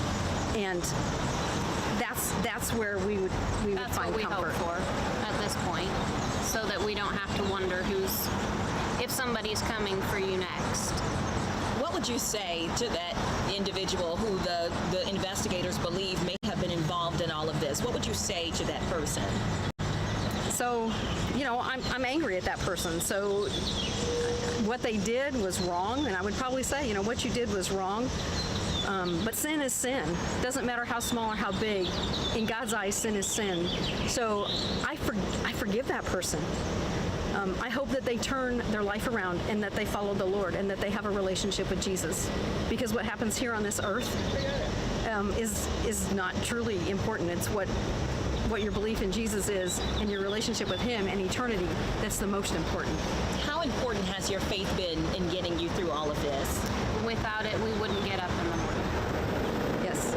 Without it, we've seen what other people have gone through who have gone through similar situations, and a lot of them don't make it. A lot of them have no hope. We have hope for the future. We have hope that, you know, when we do die, my Father is in heaven and we'll meet Him there. And that He wanted us to continue to have joy and to move forward. What would you say to the community? The sheriff's office obviously pleading for anyone to come forward. What's your message? If you know something, if you've seen something, if you have something, if you've got pictures from that night, if you have videos from that night, if somebody gave you a token or somebody gave you, it could be their change of clothes, I don't know, it could be anything. If you've got something, call Crime Stoppers and call the tip line and give that information so that we can put all the pieces of the puzzle together and capture this person. And how many children does he have? 3. He has 3 kids. All right. I can see you two are holding hands. Kind of talk to me about how leaning on each other even through this has been sort of pivotal. That night my mom came home and lived with me. She had nowhere to live. My mom lived with me for over a year, and I am blessed that she was able to come and live with us, that we had just moved into a house large enough. She had space, she had her own room. But Family was everything to us before this happened, and family will continue to be everything to us in the days that go forward. We rely upon one another. We rely upon the Lord for our strength and for hope, and we rely upon each other to get us through the days. I am going to get, thank You heard there family members of Michael Mitschke, as we mentioned. He was murdered in 2022. As it was later discovered, his body was found inside a burning RV in Rowan County. You heard them talking about the pushes to get an autopsy done, where it was later revealed that he had actually had gunshot wounds before that RV was actually set on fire. You heard Arkaylin Hagwood, who was asking those questions, allude to the fact that she was actually just about to speak with the sheriff to get the latest on this case. So we have that extended interview. So this is Rowan County Sheriff Travis Allen speaking on this case, once again believed to be connected to another death from a month prior. Would you start by saying your first and last name and spelling it for me? Travis Allen, Travisallen. And give us your title and the name of your organization. Sheriff, Rowan County. All right, Sheriff. So obviously, you know, I would like to say a strange case that happened back in 2022. Can you kind of walk us through, you know, what all took place? Well, it was a fire call, reportedly at first, and to a camper beside a home that was being remodeled, and ended up being much more when firemen and detectives got there. That we found that there was a victim inside the camper. Mm-hmm. Now, since that time, I know you guys have been able to potentially link this to another incident just a few miles down the road. Can you tell us about that? Yeah, we believe that the two homicides are linked together. The detectives, since these two incidents have happened, have not given up on these cases. I've been very proud of the efforts that they have done. They've really worked hard gathering new evidence, trying DNA, trying different techniques, reaching out to the governor for, you know, other rewards. But it's two cases that definitely haven't been forgotten. Mm-hmm. The other individual that passed away, was that individual also shot? Yes. Okay. Well, let me that's already common knowledge. Let me redo that so I don't look weird. The way we've worded it the entire time is that evidence recovered from both scenes are linking the case. We're not naming the evidence. We're just saying the evidence recovered has linked. But it's common knowledge that they were shot, right? Yeah. Okay, yeah. Okay. So fair to say the other individual was also shot? Yes, they were definitely both gunshot victims. Okay. Are you able to share at this stage why you think these two incidents may be connected? No, we haven't released that information. That's something that we only know and the killer only knows right now. So that's not anything that we want to put out in the public. But we are taking great steps. We're very encouraged about a lot of aspects of this case. Like I said, the detectives have done a great job, have really been aggressive in pursuing this with a lot of assistance of the families as well. The families have also been great assets to our detectives in these cases, and reaching out to the governor themselves, reaching out to legislation to change different laws. So it's been a partnership between our detectives and the families. Mm-hmm. This all happening in 2022, would you say that this case has gone cold, or have there been new leads that have come up in the years, you know, even close to today?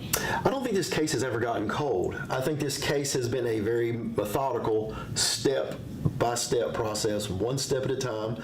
And you have to be very careful when you're dealing with some of these cases, because you are entertaining evidence, you're entertaining witnesses and victims that you have to keep separate. You have to keep knowledge only in certain areas. You don't want others to know what you know, and you have to be very careful when you conduct these investigations not to contaminate or hurt the evidence you already have by being too forthcoming with it during your interviews and things. But I don't think this case has ever really been cold. I think it's been a slow, methodical, one step at a time type case that I think has never lost steam. I think at certain times it's sped up and slowed down, but I think it's at one of those stages now where it's speeding up. Did it complicate efforts at all to, because initially there was the thought that this was a a fire incident, and then it took several days to come to the conclusion that this individual was shot. Does that complicate efforts at all, having that amount of time to have passed? It does. Delays in investigations always are hurtful. Sometimes they can't be helped, like this situation. It's until the autopsy's done, or attempted, you don't know those things when you have severely burned bodies or severely damaged victims. It is a hindrance, but sometimes those are just things that you have to deal with as law enforcement and investigators. I was there that day when we inventoried the house. I was a detective at the time, I wasn't sheriff, and I remember all of us as detective sifting through that camper with sifters, sifting the entire area and locating evidence. It was an accomplishment to be able to do what our detectives did that day and to find evidence that now we can use to link the cases together. To me, it was some of the best work that I'd seen as a detective for 10 years of what the detective division did on that investigation. Absolutely. This has obviously been very emotional for the family, and I'm sure of the family of the other victim as well. What's your message to them about the investigation and your efforts at this stage? Well, it's thank you for your help in this case. It's thank you for your patience. Thank you for your communication, because that's key and that's vital. The families have been very, very, very important in these investigations and keeping that contact. Our investigative team and our supervisors for our investigative team have done a good job of being in contact with the family. The family's comfortable speaking with them and talking with them.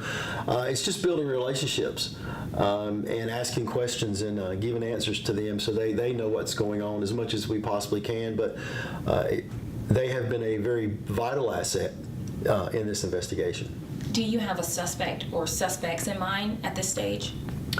I think that we have a long list of people that we're looking at, but as cases forward and things narrow down, we do get suspects from time to time, or people of interest, I think is a better term, because you're trying to piece together lots of information. So a person that you would consider a person of interest may not necessarily be the person that did the shooting, but they may be somebody that knows something. So during these type of investigations, which happen over a course of years, these people come and go from investigations. Names rise up, situations come up, our detectives look into them and say, no, they're not a suspect or person of interest. So there have been continual ebbs and flows in that. This individual, I'm not sure if you think it's multiple individuals at this stage, but this individual or individuals is responsible potentially for shooting and killing two people and burning one of them alive, allegedly. Should people be concerned about their safety that this individual or individuals are still on the loose? We don't have any information that there's any threat to anybody in the public. These were almost 3 years ago now. We don't believe that there's an existing threat. If there was a threat, it's one that we don't know about, that we can't control because we haven't identified that individual with proof beyond a reasonable doubt yet that's that individual. But we don't feel that there's any additional threat right now to the community. What information would you like the community to provide that could help you to kind of have a silver bullet, so to speak, or something that could help you kind of bring this case to a close, if anything? What's your message to the community to help you and your investigators? Well, with $10,000 being offered for each victim and the $25,000 from the governor, you're looking at a $55,000 reward. Loose lips sink ships.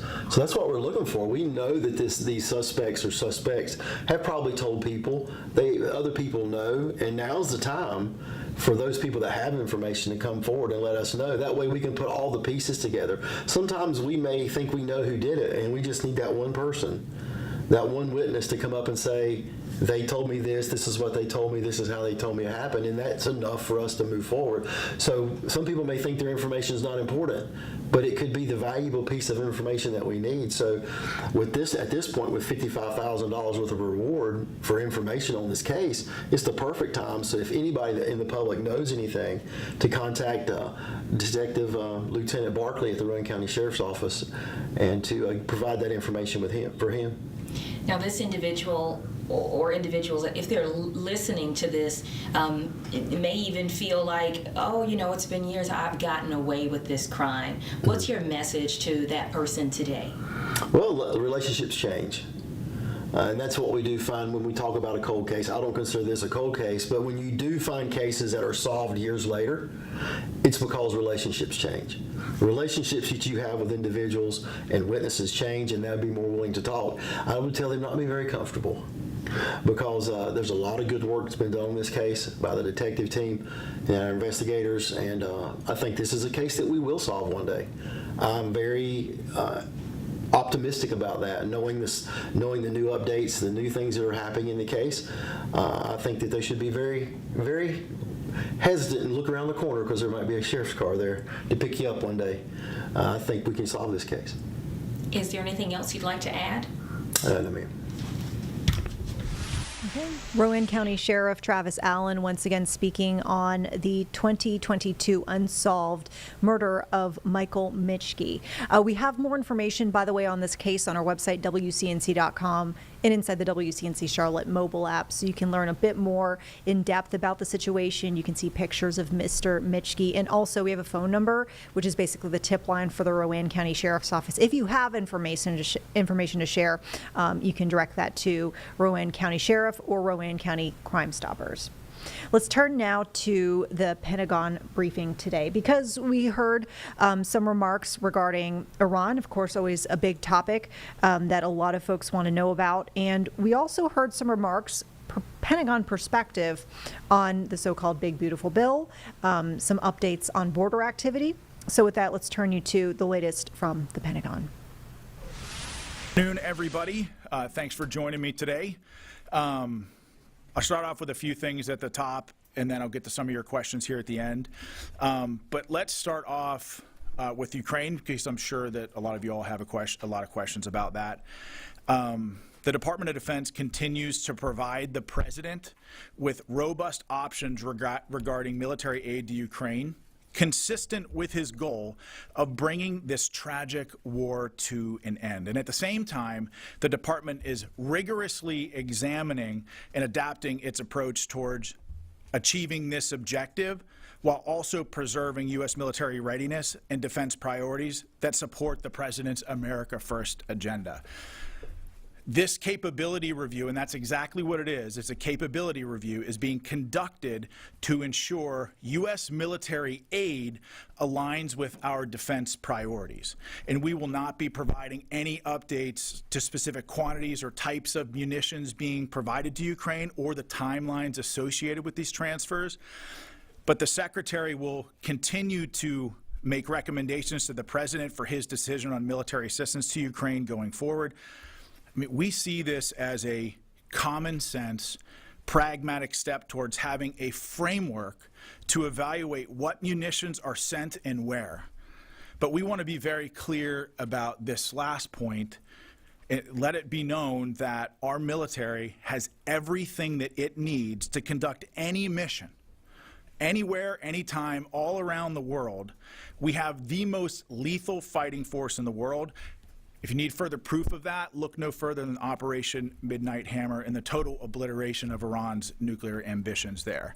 So, switching to Iran, and based on the success of the U.S. and Israeli military strikes, Iran is much further away today from a nuclear weapon than they were before the President took bold action to fulfill his promise to the American people. And that promise was Iran will not have a nuclear weapon. And after the 12-day war between Iran and Israel, we have a ceasefire, and we finally have peace. And the Department of Defense will support the diplomatic mission to continue that peace by ensuring that we maintain capability across the Middle East, so that the President and the Secretary of Defense have a range of military options available to defend both our citizens, our troops, our forces in the region. And as such, we don't have any force posture updates at this time in the CENTCOM AOR. Okay, let's transition to ICE and the Department of Homeland Security and our partnership with them. The department continues its important work in securing our borders and supporting the Department of Homeland Security approximately 8,500 military personnel assigned to Joint Task Force Southern Border continue to enhance U.S. Customs and Border Patrol's capacity to identify, track, and disrupt threats to border security. Since the Secretary authorized enhanced detection and monitoring on March 20th, Joint Task Force Southern Border has conducted more than 3,500 patrols, including more than 150 trilateral patrols with CBP and the Mexican military. The strong partnership and coordinated efforts between the Department of Defense and Customs and Border Patrol yielded exceptional results between June 28th and June 30th, with 0 gotaways across the entire southern border during that time frame. We have made incredible progress and will continue to work towards achieving 100% operational control of the border. And recently, Secretary Hegseth directed the Secretaries of the Air Force and the Navy to take necessary action to establish national defense areas along the U.S.-Mexico border. The South Texas NDA, administered by the Department of the Air Force, will include federal property on and along 250 river miles of the Rio Grande River. The Yuma NDA, administered by the Department of the Navy, will include approximately 140 miles of federal property along the U.S.-Mexico border near the Barry M. Goldwater Range in Arizona. These will be the 3rd and the 4th designated national defense areas along the border, and will continue to enhance the department's ability to protect the southern border from unlawful entry.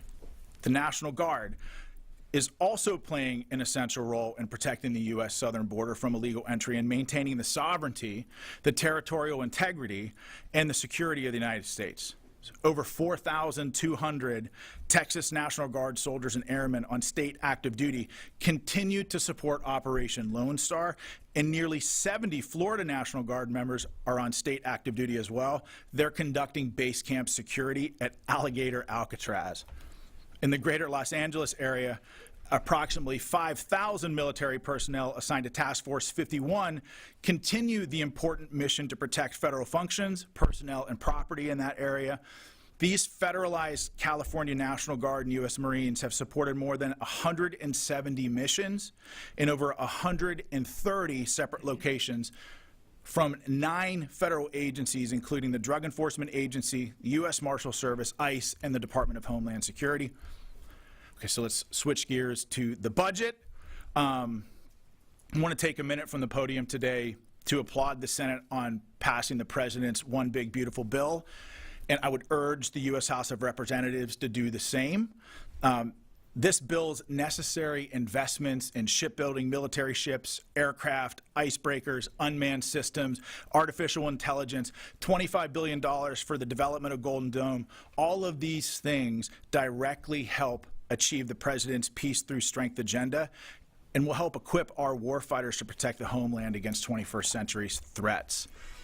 This reconciliation bill is a once-in-a-generation opportunity to revolutionize our nation's defense capabilities by investing heavily in service member quality of life, including housing modernization, child care, education reforms, healthcare improvements.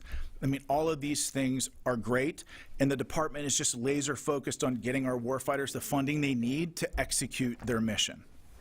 Let's talk about recruiting briefly. A strong and lethal military, as many in this room know, requires capable recruits, and we're excited to announce that the Air Force and Space Force have both hit their recruiting goals 3 months ahead of schedule, thanks to President Trump and Secretary Hegseth's leadership. Enthusiasm to serve is at all-time highs. Since November 5th, 2024, the U.S. military has seen the highest recruiting percentage of mission achieved in 30 years. Let's talk EUCOM real quick. Over the weekend, U.S. Air Force Lieutenant General Grinkovich was officially confirmed as the next Supreme Allied Commander Europe and the U.S. Commander of European Command. He officially assumed command of the U.S. military mission in Europe during a change of command ceremony in which U.S. Air Force General Dan Raisin Kane, the chairman of the Joint Chiefs of Staff, served as the presiding officer. General Grinkovich relieved General Chris Cavoli, who's retiring from military service after nearly 4 decades. So congratulations to you, Chris. Congratulations to you, Chris. And thank you for everything that you gave this department. And finally, as our nation commemorates its 249th birthday on Friday, let us never forget that the freedom we enjoy in America is never free. Our freedom is ensured by the men and women in uniform spanning here at home and across the globe who dedicate themselves to its preservation. Let us never forget their families who continue to carry that very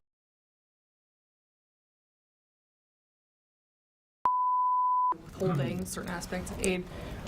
Ukraine responded by saying that this is going to embolden Russia. What is the department's response to that argument?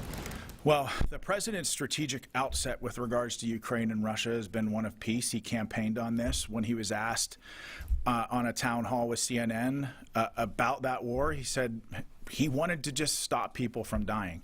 And so peace has been the president's highest aspiration. We here at the department support those goals and those missions. But it's important to remember that the stuff that I mentioned in my top, or like what we've done here at the Department of Defense, is create a framework to analyze what munitions we're sending where to help the President and the Secretary of Defense make decisions. And so ultimately, our job here at the Department of Defense is to pursue the President's America First agenda and make sure that we achieve peace through strength throughout the world. Thank you. How about Olivia?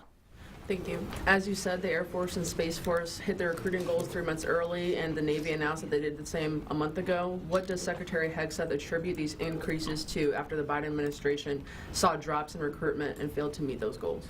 Well, I think, we recently stood up a recruiting task force here a couple of weeks ago to analyze and look at just these types of questions.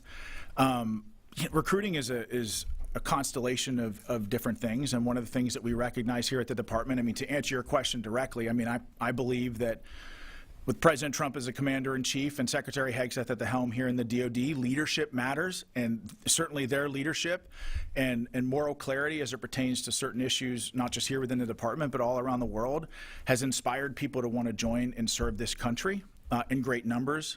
But as we stand up this recruiting task force, one of the things that I recognized right off the bat was the idea of propensity. And what I mean by that is how we here in this department ask questions about people who might want to serve this country. And if you're an 18-year-old kid, propensity essentially means do you see the U.S. military as a viable career path moving forward? And so in the late 1980s, that number was somewhere between 25 and 27% of the country who believed that service was a viable path forward. After 9/11, we believe that number was somewhere between 25, 27%, fluctuating a couple years thereafter.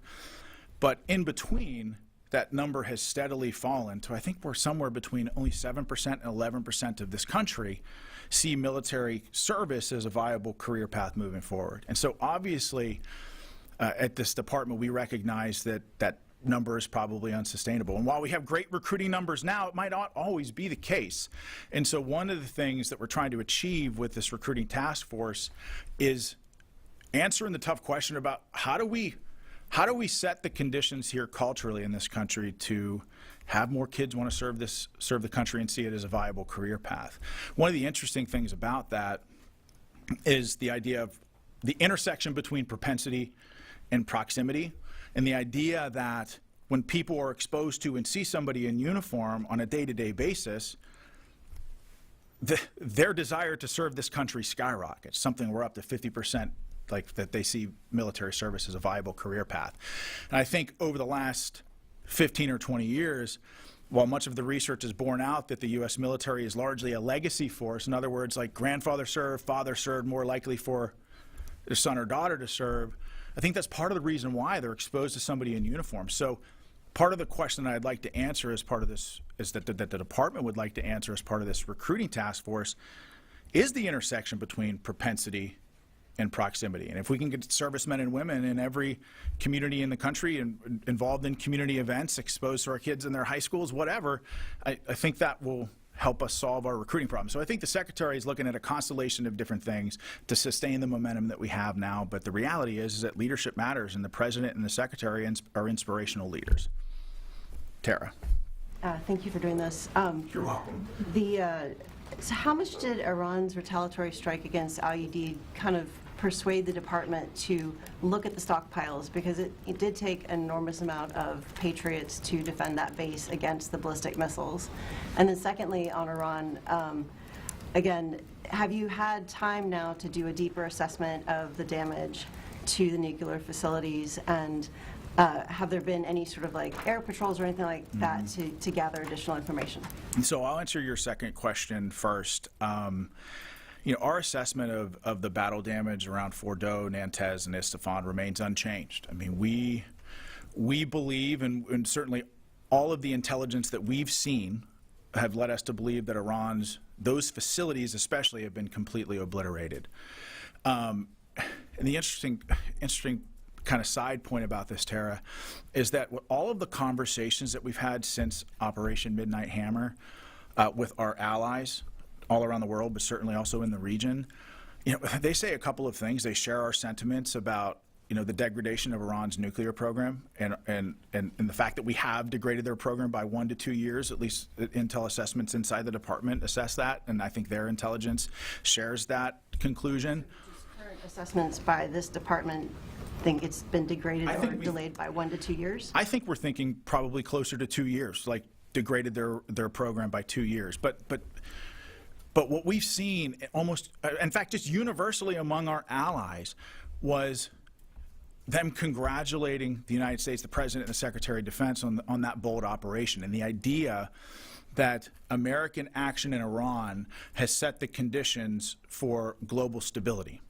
You think back during my time in Afghanistan, when we would do sensitive site exploitations in Afghanistan, something like 20 years ago, almost all of the weapons that we pull out of those sensitive site exploitations were Iranian weapons. Like, Iran has been a major exporter of terror all around the world, and nations the world over have been subject to their terror. So I think that nations all around the world they know that when America is strong and speaks clearly, the world is a better and more stable place. And so I think it pertains to get to your first question here now. Remind me what you asked again. How much did Iran's retaliatory strike on IED kind of press the department to look at the stockpiles? Well, we're always assessing our munitions and where we're sending them. And part of what we wanted to do here at the department was, again, create a framework. We can't give weapons to everybody all around the world. We have to look out for America and defending our homeland and our troops around the world. So, I mean, that's something that we always do, both before and after operations, and it's the President's job, along with the Secretary of Defense, to determine how we use those weapons. Can I follow up on that? You said in your opening, just to Tara's first question, or I guess the second question that you answered first, you said in your opening that this led to the obliteration of Iran's nuclear ambitions. And I wonder if the assessment is not just that you're citing is not that the program was degraded, but that Iran no longer has the ambition to even create a nuclear weapon. Is there an intelligence or assessment that says that? Well, I mean, we believe that sending bombers from Missouri, 37 hours on a mission, not a single shot fired at them, took a very strong psychological toll on Iranian leadership.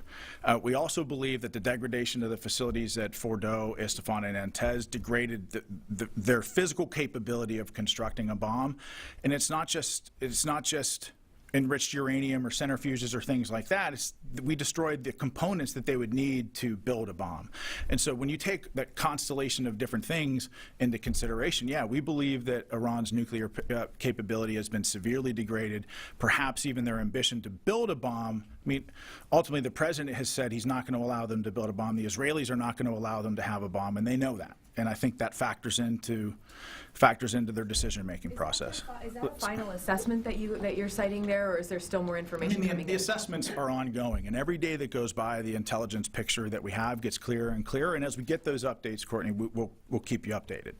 Mike? Okay. No. Okay. Noah? Could you be more specific about the nature of the pause in weapons being provided to Ukraine? When did it begin? What munitions are being affected here? And then who was involved in the review that you're describing right now? And is that still ongoing? I can't get involved. I can't go in detail about what weapons were paused and when and what were provided. All right, folks, we're going to pivot away from this Pentagon briefing to a live feed just into the Live Impact News studio out of Gloucester County, New Jersey, where a small plane has crashed into the trees. We've got officials giving an update now. Police and fire were dispatched for an aircraft down at the Cross Keys Airport. Monroe Township Police arrived first on scene, reporting multiple injuries. Williamstown Fire Chief arrived moments later and transmitted a mass casualty incident, requesting multiple additional fire and EMS resources to report to the scene.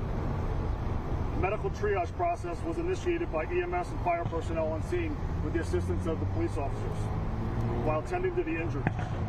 The injuries varied from minor to critical. Many patients that were coming out of the aircraft were covered in jet fuel, so a decon area was established by fire and hazmat crews. Patients were decontaminated prior to being transported to the hospital. There were 15 souls on board in the aircraft, including the pilot. Of those 15, one refused medical treatment on scene. 3 were transported to Inspira Mulliga Hill by Basic Life Support Ambulance.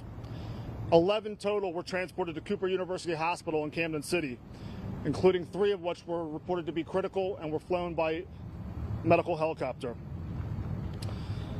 The aircraft is a Cessna Caravan 208B single-engine turboprop that is owned and operated by Arnie Aviation LLC out of Virginia and is leased to Skydive Cross Keys. The pilot did report engine trouble prior to the crash. The official cause of the crash is still under investigation and is a joint investigation being led by Monroe Township Police Department, Gloucester County Prosecutor's Office, and the Federal Aviation Administration. Does anybody have any questions at this time? Yep. Can you give us some details about how that crash happened? Was the plane very low? Did it happen? Just a little bit more detail about that, how the crash occurred. We don't have the exact area of where the plane was flying, the altitude at that point. The plane did try to circle back and try to attempt a landing, we were told, but was unsuccessful in that attempt. How long was it up for it? That is still hasn't been determined as of yet. But essentially people were going to go skydiving. That is correct. Do you know what altitude they eventually got up to? Is it about 3,000 feet? Yep. We don't feel comfortable commenting on the specifics right now. Okay. Any possible updates that we could do, we would do probably tomorrow. So, when you hear a plane crash, 15 people on board, and it's my understanding there's no fatalities, can you wrap your head around that and describe what Sure. you're seeing and feeling on that? So when the fire chief transmitted the mass casualty incident, an MCI, that doesn't necessarily mean there's any fatalities, just casualties in general. But it's amazing that at this point there are no fatalities reported. There are some injuries, again, reported to be severe or critical. Again, people received tremendous medical evaluation and treatment on scene, a joint effort between police officers, firefighters, and EMS crews that were first arriving on scene. And is it true that you have actually did a mass casualty event at that training exercise at that very airport in the last couple of years? We have done mass casualty events recently there, yeah.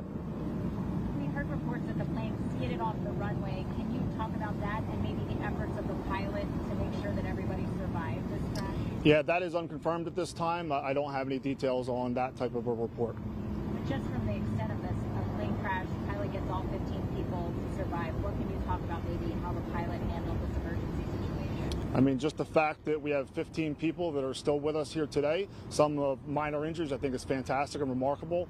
I think it's, again, a joint effort between probably the pilot's initiative as well as all public safety providers that were out on scene tonight. So is it known whether the plane was taking off or landing when this happened? The pilot was reportedly in an ascent at that point, and again reported some engine trouble, and that's when he was trying to circle back to make it back down onto the ground, but was unable to do so. There was a mayday called, correct? There was a report made to ground crews that there was a report of engine trouble. Where is that aircraft now? What's the next 24 hours looking like for you guys? Yeah, so the aircraft is still in the area in which it went down. There'll be crews there continuing the investigation. Again, Federal Aviation Administration is on scene. There are investigators there working on that incident right now. They have made contact with the NTSB. It is unclear at this time if NTSB will make a response to the scene or not. Right now, their investigation will continue through the night. Lighting has been set up for the crews that are still operating there tonight. At a later point, once the investigation has concluded, then there'll be the removal process and cleaning up of any type of contaminants that may be on the ground. I think we've actually been able to see the plane. Can you describe what it looks like right now? I mean, obviously it's not completely destroyed because everyone survived, so.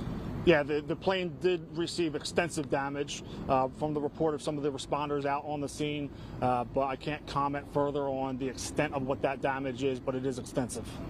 Nobody got to skydive, I'm assuming, at any given point. Correct. Yeah, the plane took off with 15 people to skydive, but that never took place. And it was one pilot, 14 passengers? Correct. Did anybody else work for the skydiving? That's unconfirmed at this time. Okay.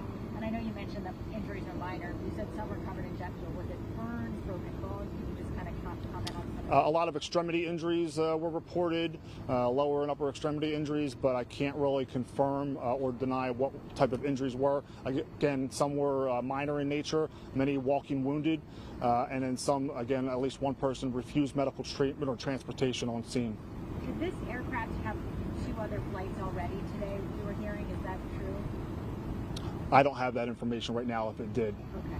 So I'm just trying to get the numbers. 14 injured, 1 refused, That- and one of those is the pilot. That is correct. Okay. Well, of the 14, one of those is the pilot. 1 individual on the aircraft did refuse treatment, so 15 total. And several, or 1 or 2 were critical? At least 3 were reported critical when they left the scene. They were airlifted. Initially, 5 medical helicopters were called to the scene to help transport, but that was reduced down to 3, which is what transported to Cooper University Hospital. Right now, their conditions, everybody is minor injuries. Right now, I don't have any update on their conditions. I can provide you a contact for Cooper University Hospital. When we're done here, they can provide you some additional updates from those that may be more severe or critical at this time. Can you talk about the response from first responders and how that recent training probably worked in these situations? Sure, training is everything in the first response world. Having the relationships developed ahead of time is crucial. Making sure that you have the right equipment, the right manpower, the right radio resources, and all of that goes together to ensure a successful outcome. And I think a lot of that was proven here tonight. Again, this was a joint effort. This was a fantastic effort between multiple counties. There were additional resources that were initially called into the scene. But again, having all of that and having everybody work together, again, really led to a great outcome here tonight as of right now. Do you know if these were paying customers or experienced skydivers? I don't have that information. At times, for planes that take off out of Cross Keys, it can be any combination of the two. We know that there was an incident in 2023 at this location, but any other crashes, recent crashes you know about? I am aware of the other incident that you're referring to, but I have no comment on any other crashes or incidents that would have taken place from this facility. All right. Will there be any other updates? As of right now, there are no plans for any other updates tonight. Again, I will provide that information for Cooper University Hospital to you after this press conference. If there are any other updates, you'll be notified sometime in the early morning hours. Thank you.